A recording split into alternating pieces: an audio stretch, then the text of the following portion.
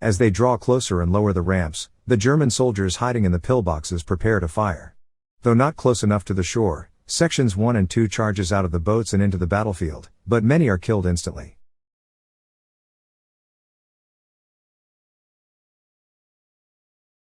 It has been 5 years since World War II began.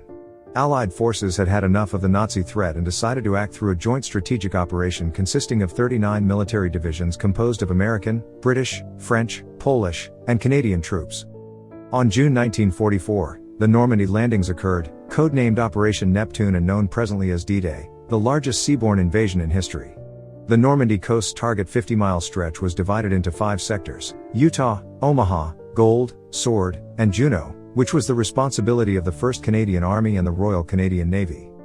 On the night before the landings, Corporal Dan Hartigan of the 1st Canadian Parachute Battalion C Company flies over the English Channel in an air bomber around 10:30 p.m. with his team toward the beaches of Normandy.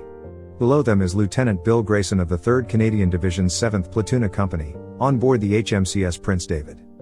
He has been traveling for 3 days with his troops, mainly comprised of young volunteers from Saskatchewan who have yet to experience war. The men enjoy their downtime playing games and reading letters from loved ones. Elsewhere, Montreal native tank Sergeant Leo Garepi of the Canadian 6th Army Regiment's 1st Hussars keeps his men high-spirited as they travel to French waters. They are transporting their top-secret weapon to fight the Germans, an improvised Sherman tank, codenamed Bucephal, equipped with a duplex drive and designed to float in the water. Later in the night, the paratroopers ready themselves for their surprise drop 15 miles from the coast, with their mission disguised as a routine bombing run. Despite the terror in their eyes, Corporal Hartigan and his men listen to their commanding officer's instructions to ensure they safely land behind enemy lines. An hour passes as Grayson and his officers discuss their secret landing zone, a tiny fishing commune in France called Courseulles-sur-Mer. Based on intelligence reports, Juno Beach is manned by 8,000 German soldiers from the 716th Division, one of the most heavily fortified sectors of Adolf Hitler's Atlantic Wall defensive. The soldiers must stay alive and push through within 15 minutes after landing. Simultaneously, the Canadian paratroopers of C Company exit the plane and drop toward the beach. Meanwhile, Sergeant Garepi evaluates the plan to drop their tanks into the sea 2 miles offshore and arrive just before the Canadian infantry. Later, Corporal Hartigan lands safely just outside the designated rally point. He must rejoin his unit to secure the drop zone, launching a surprise attack on a German garrison in Varville. Suddenly, bombs drop from the air, injuring him badly, but the corporal shakes it off. Luckily, his fellow soldier, Malin, finds him, and they continue the journey on foot. At dawn, a company is debriefed by Lieutenant Grayson about their plan of attack once they arrive at Juno Beach, with the final order to move forward without stopping and to leave any wounded soldier under the supervision of medics. Elsewhere, Sergeant Garepi pleads with the major to launch the tanks despite the Navy's concern that the seas are too rough and the chances of survival are low. Later, while a videographer documents the proceedings, a company is given the order to cast out with their boats after a final benediction with a priest. After each ship is filled with a platoon of 36 men, they head for the beach just as the Navy stops the bombardment. Simultaneously, the 1st Hussars climb inside their respective tanks, 19 vehicles launching more than 2 miles offshore. While the 1st Infantry Assault Wave heads for the beach, more airborne units rush to secure objectives to prevent a German counterattack against the Canadian forces on land. After spending the night dodging enemy German patrol units, Corporal despite arriving in town a little later than expected, Hartigan and Malin carry on to the objective at the German garrison in Varville. Their rendezvous with the unit is interrupted by enemy troops who ambush them outside an abandoned manor. Hartigan discovers from Sergeant McPhee that their commanding officer, Major McLeod, was killed while scouting by the Germans' pillbox hidden near the wall, leaving the 17 surviving officers pinned down. Knowing that the Germans have converted the establishment into temporary barracks, he sneaks past the artillery to find a way to the rooftop. Surveying the floors, he finds that the beds are still warm, indicating the Germans recently fled, thinking McLeod and his party would outnumber their unit. He becomes horrified to see the corpses of the major and his men burned to a crisp because of the heavy artillery. Stepping out of the bedroom window, he crawls his way through the rooftop, knowing the Germans are keeping watch. He looks at their heavy gun, a 75mm artillery piece surrounded by minefields with a hidden path leading to the pillbox. Using his binoculars, he locates a way to pass through by going underneath the wall, getting him closer to the gun. Elsewhere, Sergeant Garepi and his men experience rough waves, causing a leak inside their tank. Still, he calmly tells his men to hold firm and push their tank at full throttle, hoping they will make it on land and avoid sinking. A few clicks away from Nan Green, Grayson fears the worst as the fleet is running late, though the company discovers their landing zone is still untouched, giving them a chance to storm the beach. As they draw closer and lower the ramps, the German soldiers hiding in the pillboxes prepare to fire. Though not close enough to the shore, Sections 1 and 2 charges out of the boats and into the battlefield, but many are killed instantly. Medics scramble in the water as they help the injured while mortar fire rains down on the platoon. Lieutenant Grayson watches in horror as most of his troops fall within 5 minutes of their assault. To avoid enemy fire, he orders his troops to follow through the sandy trenches and retaliate while hiding behind the sandbags in the dugouts. Though they blow out the barbed wire fence to make an opening, they remain exposed to enemy fire due to the lack of reinforcements. Fortunately, the Bucephal tank arrives. Sergeant Garepi orders his men to charge straight through the front line and target the enemy pillbox, with Grayson and the surviving platoon providing cover fire. This effort proves difficult as next to the pillbox is a fortified bunker hiding the Germans' counteroffensive measure, a heavy weapon designed to decimate any land vehicle, including tanks. During the exchange of artillery fire, Grayson tries to get close to the pillbox to shoot down the gunners. Fortunately, the Bucephal tank destroys the enemy hideout before they target the infantry.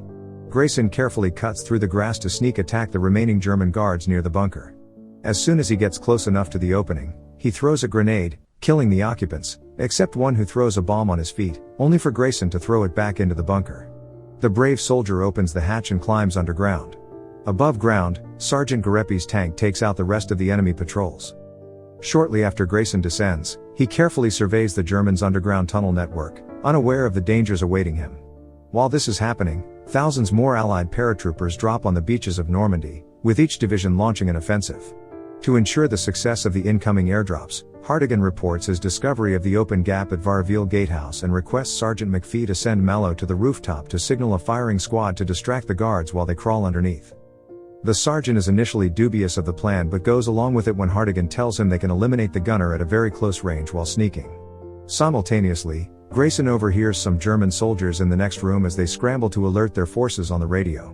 He bravely enters and readies his grenade to kill everyone until his two comrades arrive and provide support, allowing him to take over the command center. Around 8:35 a.m., Sergeant McPhee and Hartigan crawl under the stone wall while Mallow signals the platoon to open fire. After getting past the barricades and barbed wire, they leave through the open steel gate and carefully snake through the minefield. The pair stop and hide against the trees as they ready their limited ammunition for the surprise attack.